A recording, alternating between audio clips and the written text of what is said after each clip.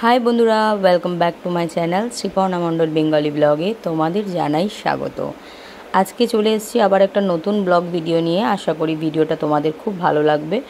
আর আমার বন্ধুরা আশা করি খুব সুস্থ আর স্বাভাবিক আছো সবাই। আমি তোমাদের ভালোবাসায় মোটামুটি ভালো আছি। তো আজকে সকালটা শুরু হয়েছিল আমার ব্লাড কালেকশন থেকে। তো দেখতেই পাচ্ছ ব্লাড আমার নিতে এসেছিলো বাড়িতেই, তো সেই জন্য ব্লাডটা নেওয়া হয়ে গেছে সকাল সকাল। আর এটা হলো বলে দিই তোমাদের, এটা আমার থ্যালাসেমিয়া টেস্টের জন্য ব্লাড নেওয়া। তো ব্লাডটা নিয়ে গেল। তারপর আজকে আর খাওয়া দাওয়া করিনি, রেডি সেডি হয়ে একদম বেরিয়ে পড়েছি।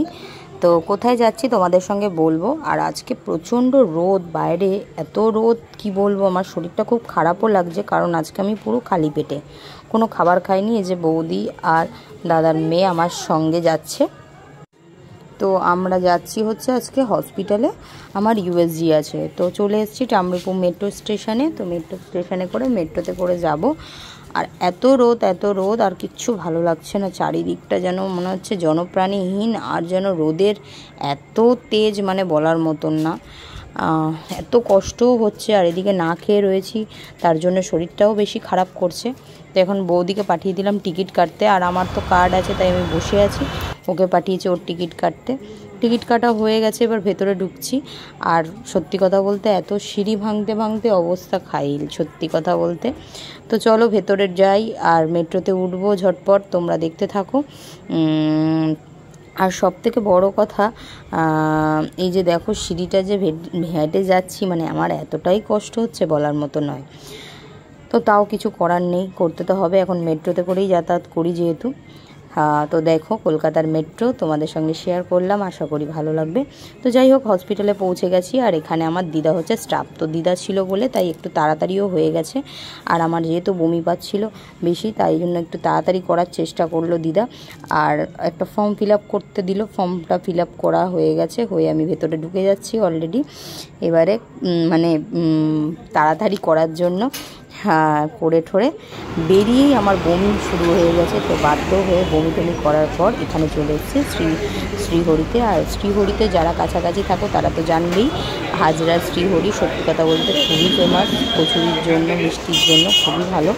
তো আমরা যেহেতু হসপিটালে এসেছি, তো তাই জন্য ভাবলাম এখানে কোনো দোকান নেই, তো ওখানে কচুরিই খাবো একটা। তো চলো ওখানে হাতটা আগে ধুয়ে নিই, কারণ হসপিটাল থেকে এসেছি আর আমার যেহেতু বমি হয়েছে অনেকটাই, সেই কারণে একটু হাত পাত ভালো করে ধুয়ে না নিলে হবে না।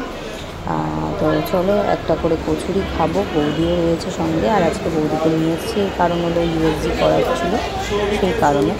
তো টেবিলও খুঁজে পাচ্ছি না, চারিদিকে এত ভর্তি মানে সবাই লোকজন, হসপিটালের কাছাকাছি বলে খুব ভিড় হয়। তো এখানে কচুরিটা নিয়ে নিয়েছি, খুব ভালো, দুটো করে নিয়েছিলাম, একটা করে খাবো ভেবেছিলাম, তো এখানে একটা করে হয় না, দুটো করেই নিলাম। তো কচুরিটা খেয়ে তবে আমার বমিটা একটু কমলো, কারণ খালি পেটে যেহেতু রয়েছি, 1টা বেজে গেছে, আর মানে সহ্য হচ্ছে না, বমি হয়ে যাচ্ছে। তো খাওয়া দাওয়ার করার পরেই বন্ধুরা আমরা বেরিয়েছিলাম বাড়ির উদ্দেশ্যে। আর এখানে জানো তো একটা জিনিস আমি দেখলাম, মানে মেয়েরা মেয়েদের যে এত বড় ক্ষতি চায়, সত্যি খুব মানে খারাপ লাগলো। এখানে একটা পুলিশ অফিসার ছিল, মেয়ে পুলিশ অফিসার, তাকে বললাম একটু টয়লেট আছে বলতে পারবেন, বলছে এখানে কোনো কিছু টয়লেট নেই। কিন্তু এখানে একজন মানে লোক ছিল, তাকে আমি যখন জিজ্ঞেস করলাম দাদা এখানে একটু বাথরুম আছে বলবেন, বলে হ্যাঁ আছে। মানে এতটাই মানে মেয়ে হয়ে মেয়েদের কি করে এতটাই মানে খারাপ করে, সেটা আমি অবাক। একজন প্রেগনেন্ট মাদারকে দেখেও তার বিবেক আসলো না। তো যাই হোক, বাড়িতে এসে খাওয়া দাওয়া তো সেরকম করতে পারিনি, শরীরটা এতটাই খারাপ লাগছিল।